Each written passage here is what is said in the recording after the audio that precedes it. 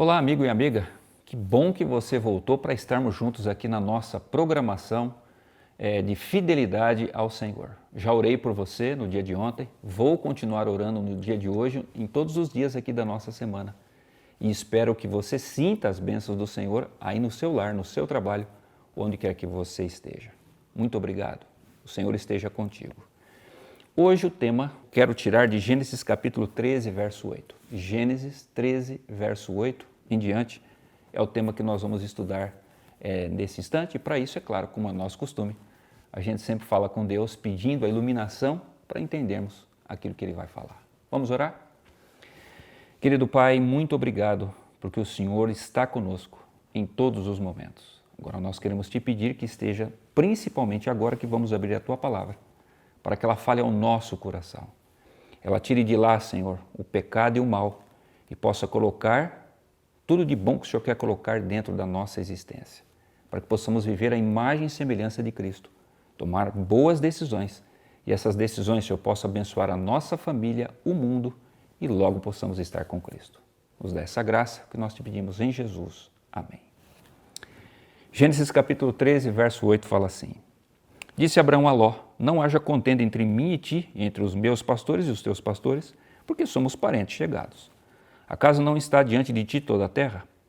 Peço-te que te apartes de mim. Se fores para a esquerda, irei para a direita. Se fores para a direita, irei para a esquerda. Levantou Ló os olhos e viu toda a campina do Jordão, que era toda bem regada, antes de haver o Senhor destruído Sodoma e Gomorra, como o jardim do Senhor, como a terra do Egito, como quem vai para Zoar. Então Ló escolheu para si toda a campina do Jordão e partiu para o Oriente. Separaram-se um do outro. Querido, para mim esse texto, ele mostra claramente o seguinte: para onde você olha quando você tem que tomar as maiores decisões da sua vida?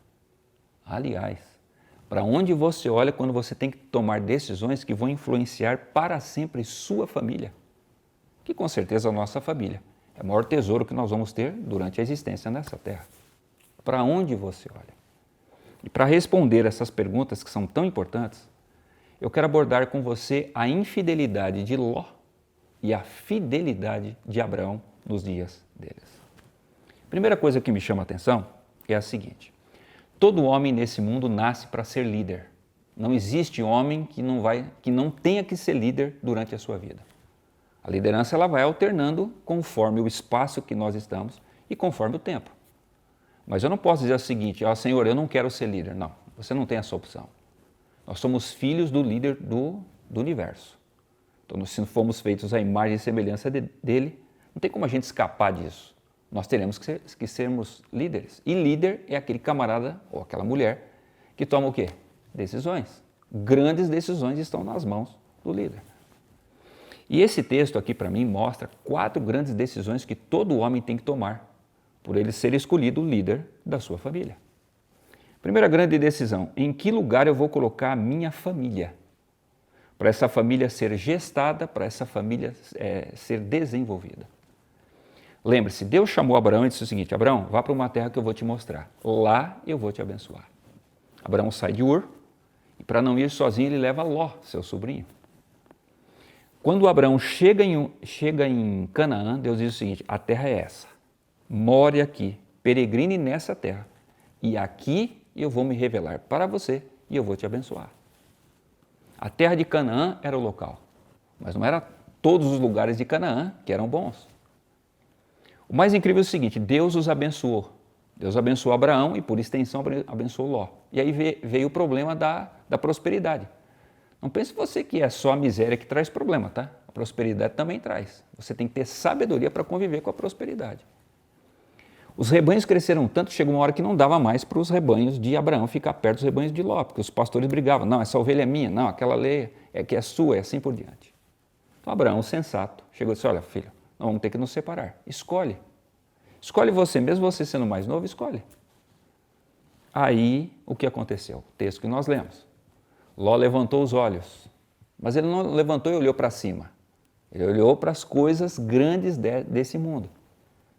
E ele escolheu morar em Sodoma e Gomorra, uma cidade que eles já sabiam que era extremamente má. Os homens de lá eram perversos. E aí Ló falou assim, não, eu vou morar lá. Curioso é que Abraão decidiu continuar peregrinando aonde? Ali perto do deserto, nas montanhas de Canaã. Lugar mais reservado, onde ele podia preservar a identidade espiritual que ele tinha para o Deus Jeová. Ló não. Ló foi morar lá naquele meio onde ele sabia. Ali é perigoso. Deixa eu fazer uma pergunta para você. Que lugar você resolveu colocar a sua família? Às vezes nós, como pais, colocamos a nossa família em situações que são extremamente perigosas. E por quê? Por causa do conforto, por causa das oportunidades que nós vamos ter, que vão alimentar o nosso ego e outras coisas que o valham. Pense bem, quais são as decisões que você está tomando hoje pela sua família? Você está olhando para o alto, para Deus, ou você está olhando para as coisas grandes desse mundo? Bem, foi essa decisão que Ló tomou, infelizmente, mas Abraão foi fiel. Segunda coisa que Abraão e Ló fizeram, eles tiveram que tomar uma grande decisão pela família, com quem vou casar os meus filhos. Interessante que Abraão, quando o seu filho chegou naquela idade de se casar, ele disse, não filho, espera aí, nós vamos seguir a Deus também no casamento. Abraão tinha consciência de que casar um filho com uma pessoa infiel, isso traria problema. Então ele faz o quê? Ele manda o seu servo rodar 800 quilômetros para chegar lá na casa dos parentes dele, que adoravam o mesmo Deus que ele. Ele chegou lá, escolheu a moça, trouxe Rebeca. Isaac falou, pai, ok, é nesse caminho que eu quero seguir. Já Ló foi morar em Sodoma, quando as famílias também chegaram, né, as primas de Isaac, chegaram ali naquela idade de se casar, quais as opções que elas tinham? Aqueles homens cruéis que estavam ao seu lado. E Ló, em vez de se impor, porque lembre-se, era sempre o pai quem fazia o casamento, um casamento jamais aconteceria se o pai não aceitasse ou o pai não ministrasse o casamento. Ló cedeu e as filhas mais velhas se casaram com os sodomitas. Você sabe qual foi o resultado? Quando os anjos visitaram a casa de Ló, e Ló foi dizer para elas assim, meninas, nós precisamos sair dessa cidade que Deus vai destruir. A Bíblia diz que elas zombaram do pai. Só que algumas horas depois, fogo desceu do céu e consumiu a elas, aos esposos, se é que tinham filhos, todos morreram na destruição. Lembre-se, querido, é muito importante que desde quando nosso filho nasce, a nossa filha, nós oremos pelo genro e pela nora que nós vamos ter. Mas não somente oremos, que nós eduquemos os nossos filhos para acreditar nesse valor supremo da palavra do Senhor. Quando um fiel casa com um infiel, na verdade, quem está sendo infiel é o fiel que se casou dessa forma. Vai estragar a sua vida e vai estragar a vida do outro. Porque nós sabemos, dificilmente isso vai dar certo. Andarão dois juntos se não estiverem de acordo, diz lá, né, a palavra do Senhor. Pense nisso.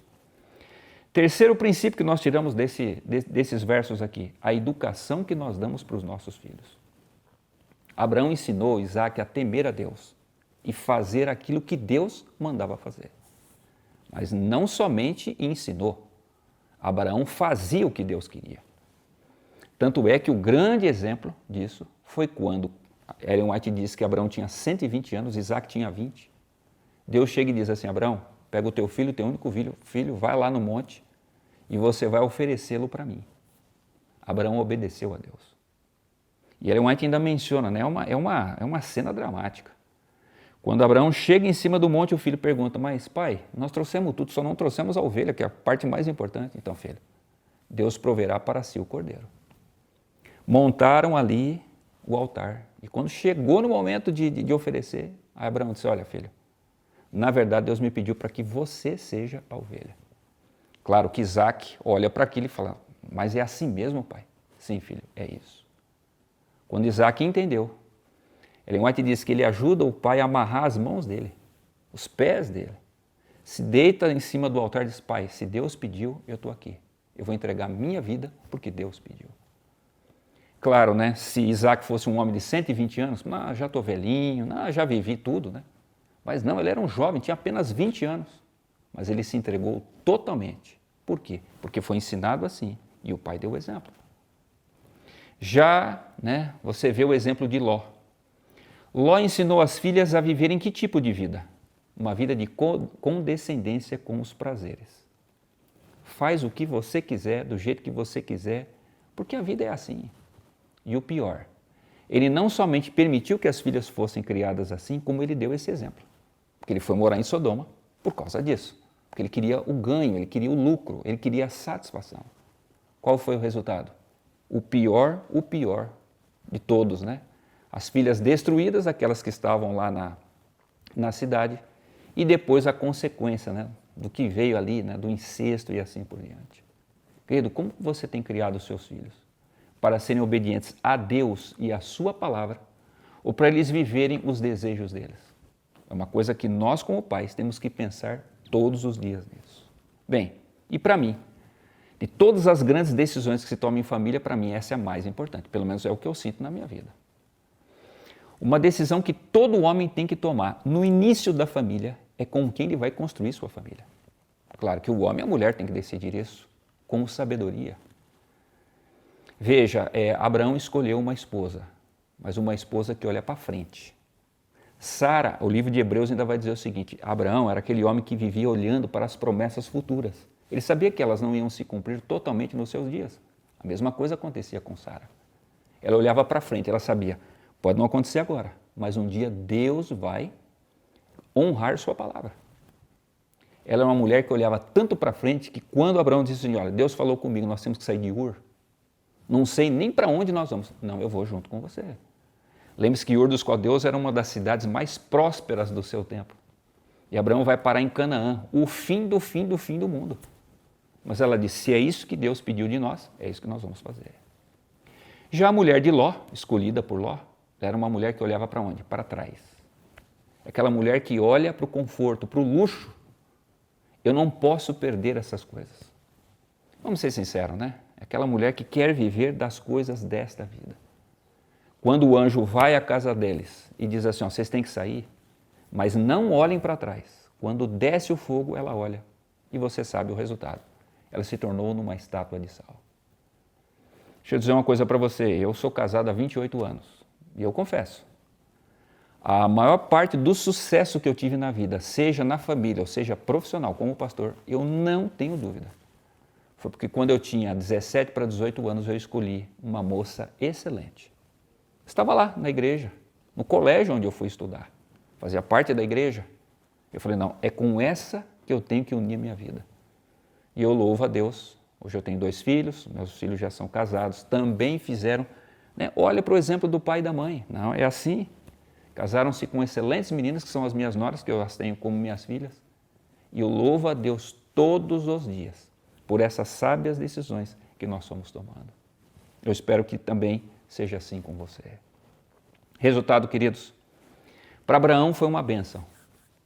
O filho, além de aceitar ser a oferta ali em cima do altar, ele aceitou o casamento que o pai indicou.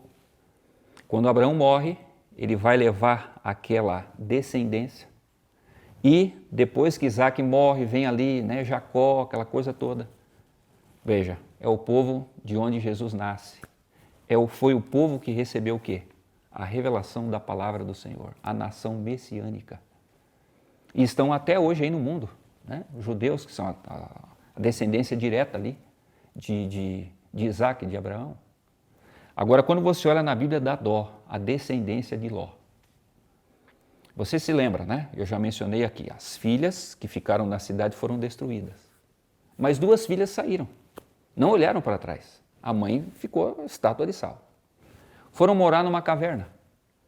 E de noite elas pensaram assim, olha, nós já somos adultas, ninguém vai querer casar com a gente, sabe o que nós vamos fazer? Vamos embebedar o pai. A gente dorme com ele, a gente engravida. E assim, pelo menos, nós vamos ter um filho cada uma. Você sabe, né? Esse pecado é incesto, é terrível. Resultado, as filhas dormiram com o próprio pai, engravidaram. Cada uma teve o seu filho. Cada um daqueles filhos desenvolveu uma nação, Moabe e Amon. E, para tristeza nossa, as 2 nações sempre foram tão depravadas como os seus ancestrais. A tal ponto, chegou uma hora que Deus disse o seguinte, olha, eu vou destruir, porque não tem como essas nações continuarem na história do mundo. Tudo por quê? Decisões erradas tomadas lá no passado. pelo pai, pela mãe, pela família originária. Querido, eu preciso encerrar as minhas palavras, mas eu preciso fazer um apelo para você e para mim. Se nós, como líderes da nossa família, nós não tomarmos decisões que apontem que Deus é o primeiro na nossa vida, é certo que daqui, se não for agora, já daqui a alguns anos, as tristezas e as mazelas virão. Então eu apelo a você, entrega todos os dias sua família nas mãos de Deus e não somente ora, mas tome decisões ao lado de Cristo. Veja só, hoje em dia você tem grandes histórias de fidelidade. Gabriel e Larissa moravam na cidade de Salvador, lá na nossa querida terrinha, Bahia. Eles nasceram e cresceram frequentando igrejas evangélicas. Eram pessoas fiéis, mas tinham um desejo de conhecer cada vez mais a palavra de Deus. E eles tinham, para a felicidade deles, eles tinham um cunhado adventista do sétimo dia. E um dia eles falaram, mas que negócio é esse de sábado? Que esse negócio que você não come isso, mas come aquilo? E o cunhado então estudou a Bíblia com eles.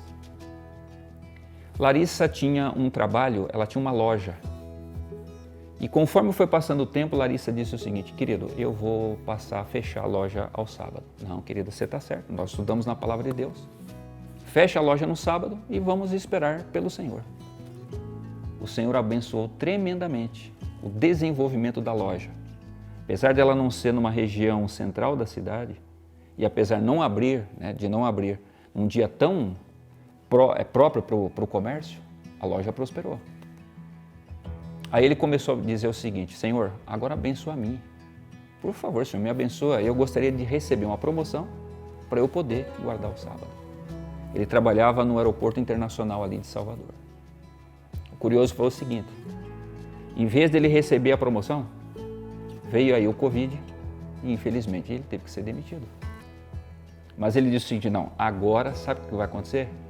Agora Deus vai me abençoar ainda mais para que eu possa ser fiel a Ele.